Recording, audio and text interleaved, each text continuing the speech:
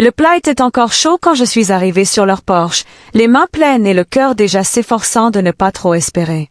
La neige s'accrochait au coin de l'allée, et la lumière du porche vacillait comme si elle en avait assez de faire semblant. J'ai posé le plat envers contre ma hanche et sonné du bord de ma moufle. Laura a ouvert la porte. Son sourire était crispé. « Tu es en avance », a-t-elle dit. « Il est 17h30, ai-je répondu en entrant.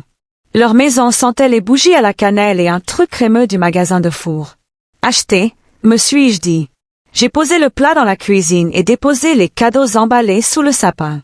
Sur chaque étiquette était inscrit le nom d'un des enfants à l'encre dorée.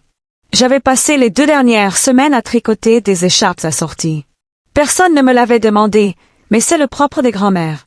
On le fait quand même. Darren est descendu, ajustant les manches de sa chemise. « Salut, maman !» a-t-il dit en me frôlant pour se diriger vers la salle à manger. Il ne m'a pas serré dans ses bras. Une fois le dîner servi, j'ai pris une assiette dans la pile au bout de la table. C'est à ce moment-là que Laura s'est interposée entre moi et la chaise. « En fait, » a-t-elle dit, « la voix est trop forte. Ce repas est pour la famille. » J'ai cligné des yeux. « Quoi ?» Elle a croisé les bras. « Tu n'as rien payé cette année, Lenora. Alors non, tu ne mérites même pas les restes. » Le silence est revenu dans la salle. J'ai regardé Darren. Il fixait la serviette sur ses genoux, faisant semblant de ne pas entendre. Je suis restée là, sans rien tenir, la chaleur du plat s'estompant dans mes mains, et j'ai réalisé que j'étais désormais hors du cercle. D'une manière ou d'une autre, pendant que je tricotais, envoyais de l'argent et cuisinais en silence, ils avaient tracé une nouvelle ligne, et je n'étais pas à l'intérieur. Laura s'est retournée et a fermé la porte de la salle à manger derrière elle. Des rires ont recommencé. Ma place était dans la cuisine, apparemment, où les lumières étaient tamisées, et personne n'y prêtait attention. Je m'assis et écoutai la joie étouffée derrière la porte. L'horloge de la cuisine tic-taquait plus fort que d'habitude, son rythme résonnant dans le silence entre les bouchées que je ne prenais pas. Le ragoût était posé devant moi, intact. Je l'avais disposé avec soin. Des patates douces, de la dinde hachée épicée et une croûte de pain de maïs beurré, comme Darren le réclamait quand il était petit. Je pensais que ça réchaufferait un peu. Mais maintenant, même les bords semblaient raides, comme si le plat tout entier avait reculé. Des rires ruisselaient derrière la porte close. Les fourchettes tintaient. Les verres sonnaient. Une tournée de toast. Quelqu'un avait raconté une blague. J'ai reconnu la voix de Darren dans ce rire. Pas une seule fois il n'a ouvert la porte. Pas une seule fois il n'a demandé où j'étais. J'ai jeté un coup d'œil à mon téléphone. Le dernier message que je lui avais envoyé datait d'une semaine. Je viens de virer les 1200 $. J'espère que ça vous aidera pour Noël. N'hésitez pas à me contacter si vous en avez besoin. Pas de réponse, juste un accusé de réception et le silence. Le plancher craquait. J'ai levé les yeux et j'ai vu Lily, ma cadette, debout au bord de la cuisine, pieds nus et les yeux écarquillés. « Grand-mère » a-t-elle murmuré. « Pourquoi ne manges-tu pas ?» J'ai souri doucement et plié la serviette sur mes genoux. « Je n'ai pas faim, ma chérie. » Elle a incliné la tête. « Mais c'est toi qui as fait ça, n'est-ce pas? »« C'est moi. Ça sent meilleur que celui de maman. » J'ai tendu la main et j'ai ramené ses cheveux derrière son oreille. « Retourne avant que maman ne remarque ton absence. » Elle a hoché la tête et a couru, ses pas s'éloignant doucement sur le sol. La porte de la salle à manger a grincé un instant, puis s'est refermée.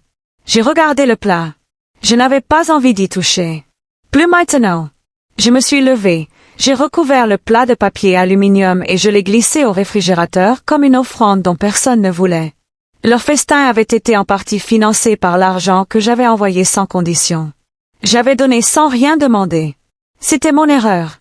Et maintenant que la maison était en fête, je n'avais pas le droit d'y participer. Il devint enfin évident que ce n'était plus ma famille. Le matelas de la chambre d'amis s'affaissait au milieu et le ventilateur de plafond au-dessus de moi claquait à un rythme irrégulier. Chaque fois que je fermais les yeux, je revoyais la porte de la salle à manger. La façon dont Laura la fermait, comme si elle isolait une pièce des courants d'air ou de moi. J'étais allongée, les bras croisés, à fixer le plafond délavé en popcorn. Quelque part au-dessus, les enfants riaient dans leur sommeil. Ou peut-être que je l'avais imaginé. Peu importe. Je ne savais pas ce que je pleurais le plus, l'humiliation ou le fait que cela ne m'étonnait même pas. Mon esprit dériva vers les chiffres, comme lorsque je travaillais comme comptable, des lignes bien nettes, des colonnes qui s'additionnaient. Il y a 8 ans, Darren a perdu son emploi pour la 2e fois. Je suis intervenu, j'ai payé les $7 000 manquants sur le prêt immobilier pour qu'il ne perde pas la maison. Puis sont venus les dépôts tacites, $800 par mois, sans faute. Ils ne me l'ont plus jamais demandé, car j'avais rendu cela automatique. Laura appelait ça leur magie budgétaire. Il y avait eu les fêtes d'anniversaire avec des châteaux gonflables, l'opération d'urgence quand Lily s'était cassé le poignet, l'ordinateur portable pour la nouvelle entreprise de conseil de Darren qui n'avait jamais vraiment démarré. Les courses de rentrée, les frais de camp, les costumes d'Halloween arrivés d'Amazon au nom de Laura. Mais c'est moi qui passais les commandes. Je n'ai jamais conservé les reçus. Je n'en avais pas besoin. J'ai préservé leur fierté. C'était le pacte que j'avais passé avec moi-même. Ils pouvaient vivre comme s'ils s'étaient fait tout seuls. Je jouerais l'ombre, l'assistante silencieuse. C'est ce que font les mères, non? Mais ce soir, j'ai senti que quelque chose me trottait dans la tête. Pas seulement de l'argent, mais de la dignité. Les chiffres ne mentaient pas. Plus de $75 000 en 8 ans. Je leur avais acheté une vie qu'ils ne voyaient plus comme un lien avec moi. Et maintenant, je ne pouvais même pas obtenir une assiette de nourriture en retour. La maison était silencieuse. Pas un rire, pas un grincement de porte. J'ai pris mon téléphone et j'ai ouvert l'application bancaire. Je n'ai appuyé sur aucun bouton. Pas encore. J'ai simplement regardé le solde, puis la liste des virements automatiques. Un par un, j'ai commencé à les ouvrir. Le lendemain matin, j'ai fait mes bagages avant que personne ne se réveille. J'ai bougé discrètement, comme on le fait quand on est resté trop longtemps dans un endroit où on n'a jamais été le bienvenu. Je n'ai pas pris la peine de faire le lit. Dans un coin de la salle à manger, sur une table d'appoint près de la fenêtre, était posé le gâteau que j'avais fait cuire, une génoise au chocolat, recouverte de crème à la vanille et saupoudrée de sucre glace. Juste quelque chose de chaleureux et familier, comme Darren l'aimait quand il était petit. On ne l'avait pas touché. Pas une seule part ne manquait. À la place, j'ai vu des boîtes en plastique vides d'un cheesecake du commerce à la poubelle. J'ai fixé la boîte un moment. Puis je l'ai refermée soigneusement et je l'ai portée jusqu'à la voiture. Elle ne méritait pas de pourrir dans le réfrigérateur juste parce que je le méritais. Une demi-heure plus tard, je me suis garé sur le parking derrière le refuge. Une femme avec un foulard rouge m'a accueilli à la porte arrière. Son regard était fatigué mais bienveillant. J'ai quelque chose à donner, ai-je dit. Je lui ai d'abord tendu le gâteau. Puis j'ai ouvert mon coffre et j'en ai sorti un sac de cadeaux soigneusement emballés, des livres, des moufles chaudes, un jeu de puzzle, des cadeaux destinés à mes petits-enfants, restés non ouverts sous le sapin de quelqu'un d'autre. La femme m'a posé la main sur le bras. Merci. Ils seront très précieux pour les familles aujourd'hui. J'ai hoché la tête, ne sachant que dire. Êtes-vous sûr de ne pas vouloir laisser de nom pour les cartes? Non, ai-je dit. Assurez-vous simplement que les enfants les ouvrent. Son sourire était plus chaleureux que je ne l'avais vu depuis des jours. On le fera. Sur le chemin du retour, le silence dans la voiture était différent. Ni pesant, juste clair. Je n'ai pas pleuré. Ni pour le gâteau, ni pour les enfants, ni pour Darren. Mais je n'arrêtais pas de me remémorer la voix de Laura. Comme elle l'avait dit clairement. Comme personne n'avait bronché. En arrivant, je savais exactement ce que je devais faire. J'ai enlevé mon manteau et je l'ai accroché près de la porte d'entrée. Mon appartement sentait le café infusé et le cirage à bois. Mes proches vivaient en sécurité. Je n'avais pas rapporté la cocotte ni le moule à gâteau. Juste mon sac à main et un nouveau silence. Dans le placard de la chambre, caché derrière une vieille machine à coudre, se trouvait un étroit classeur verrouillé. Je ne l'avais pas ouvert depuis plus d'1 an. La clé était encore collée à l'intérieur de ma boîte à bijoux, là où je l'avais laissée. Le tiroir du haut grinçait de désuétude. À l'intérieur se trouvaient des dossiers étiquetés de ma main, celles que mon mari avait coutume de dire en plaisantant, ressemblant à celles d'un banquier. Plan B, il avait appelé ça un fonds privé que nous avions créé ensemble quand Darren était encore à l'université, au cas où la vie tournerait mal.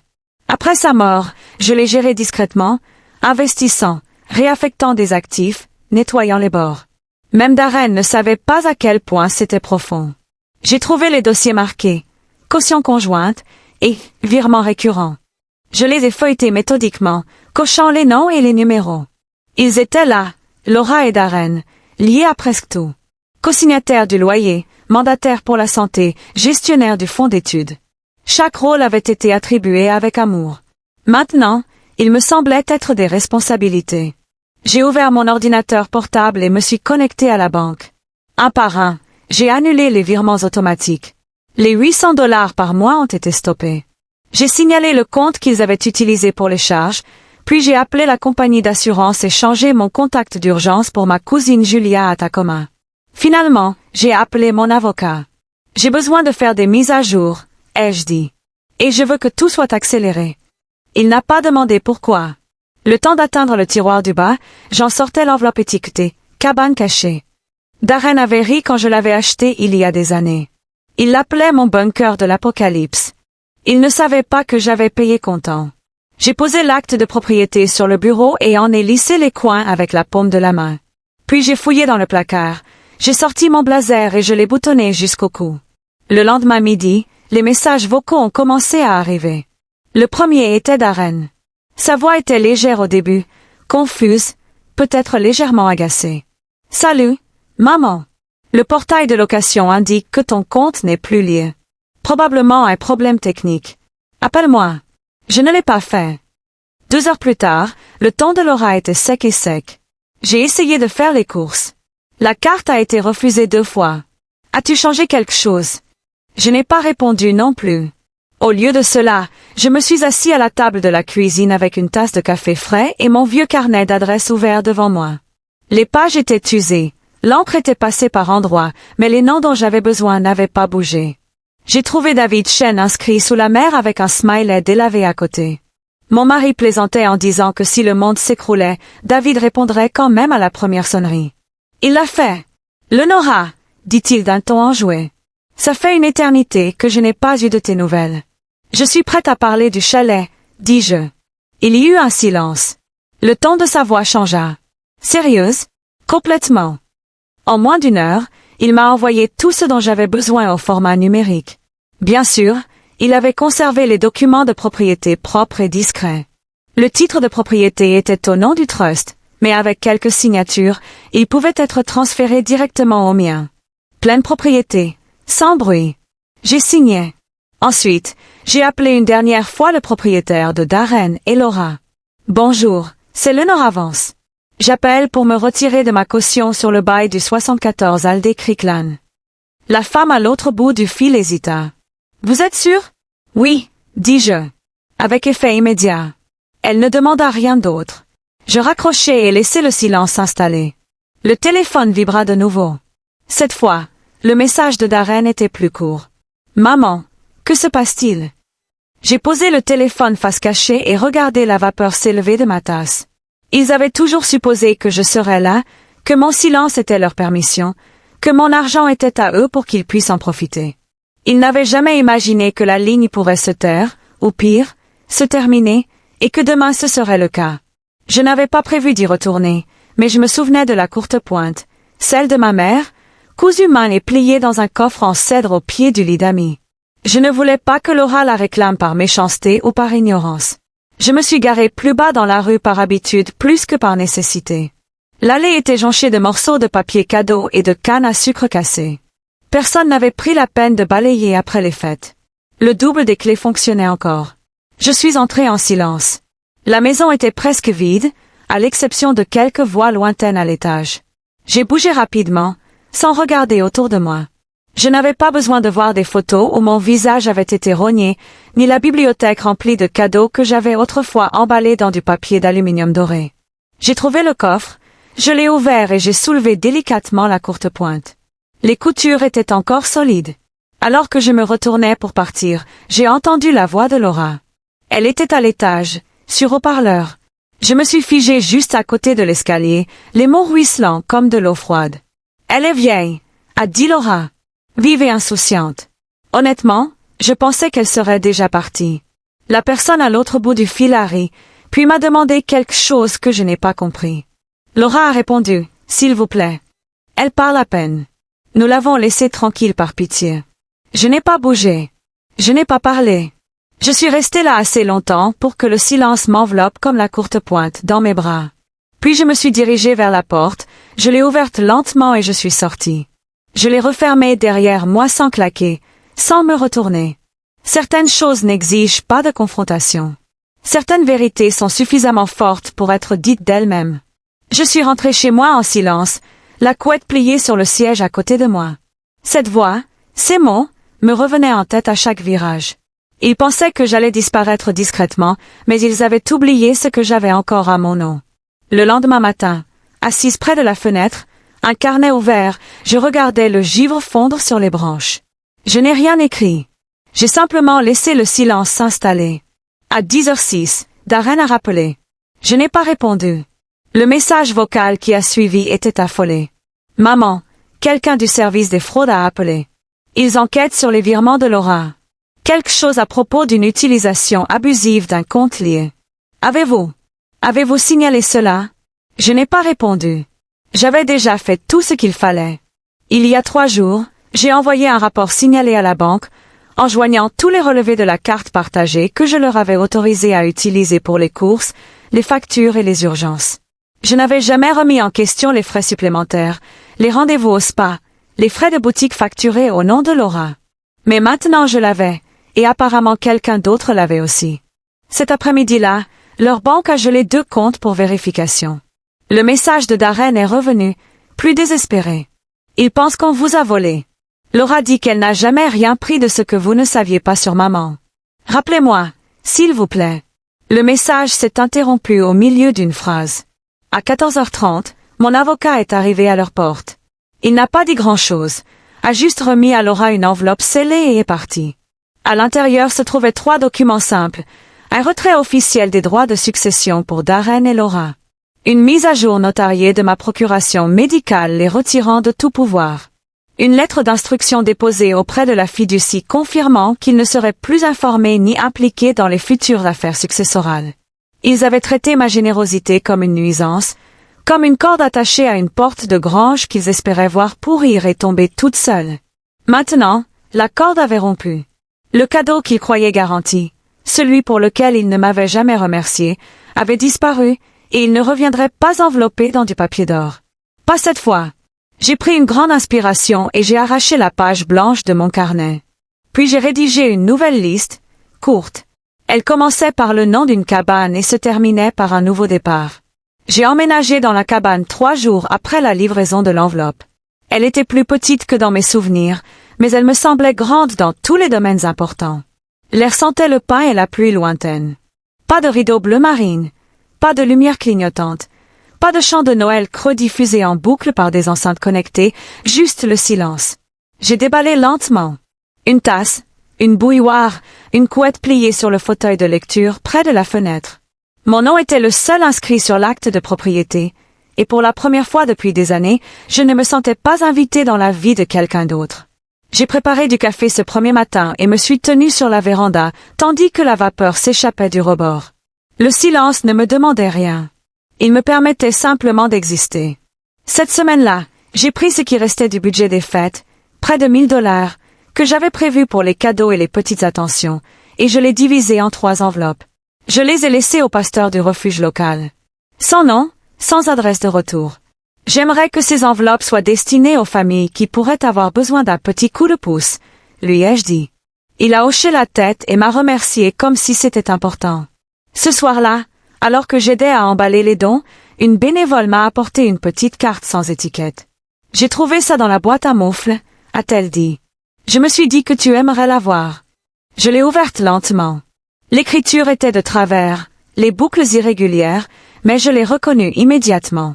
Chère grand-mère, maman a dit qu'on n'était pas censé te parler, mais je n'aime pas ça. Tes crêpes me manquent. Tes doux câlins me manquent. Je suis désolée. Je ne savais pas que tu étais triste. Bisous, Lily.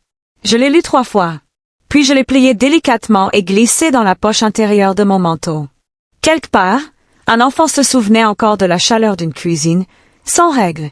Quelque part, quelqu'un disait la vérité, et je savais que lorsque l'on frapperait, je serais prête. L'hiver s'installait profondément, mais le froid ne m'atteignait pas. Plus ici. Plus maintenant. Le chalet conservait sa chaleur dans son silence, une sorte de silence qui ne me demandait ni de m'expliquer, ni de baisser la voix, ni de faire semblant de ne pas avoir été blessé. Je n'ai raconté à personne ce qui s'était passé. Ni à ma cousine de Tacoma. ni aux quelques voisins qui me saluaient de la main lorsque je les croisais lors de mes promenades matinales. J'ai laissé le silence parler pour moi. La nouvelle a circulé quand même. J'ai appris par David que Darren et Laura avaient été expulsés. Le loyer. Les comptes sont restés bloqués. Les amis ont cessé de rappeler. Les parents de Laura ont fait une pause dans le drame. Ils étaient à court de ressources. Je passais mes journées à arpenter la crête derrière le chalet, à siroter un café près de la fenêtre et à ne répondre à personne. La lettre de Lily restait coincée dans mon manteau. De temps en temps, je la sortais et la lisais à voix haute. C'était la seule voix que je laissais entrer. Puis, un après-midi, j'ai entendu une voiture s'arrêter dans l'allée de gravier. Je n'ai pas eu besoin de regarder pour savoir qui c'était. Le désespoir a un poids, et il résonne à chaque pas. J'ai ouvert la porte avant qu'elle ne frappe. Laura se tenait là, son manteau trop fin, les yeux creux. Elle ouvrit la bouche, hésitante. « S'il vous plaît, nous ne voulions pas dire que je levais la main. » Elle se figea. Je gardai une voix égale. « Tu as dit que je ne méritais pas les restes. » Elle cligna des lèvres, les yeux écarquillés. Alors j'ai dit, j'ai suivi ton conseil. Et puis, sans colère, sans cérémonie, j'ai fermé la porte. Pas avec un claquement. Juste assez pour que la serrure s'enclenche. À l'intérieur, la bouilloire siffla. Je me servis une tasse de café frais, m'assis et regardai la lumière se déplacer sur le plancher. La porte ne frappa plus, et je ne m'y attendais pas.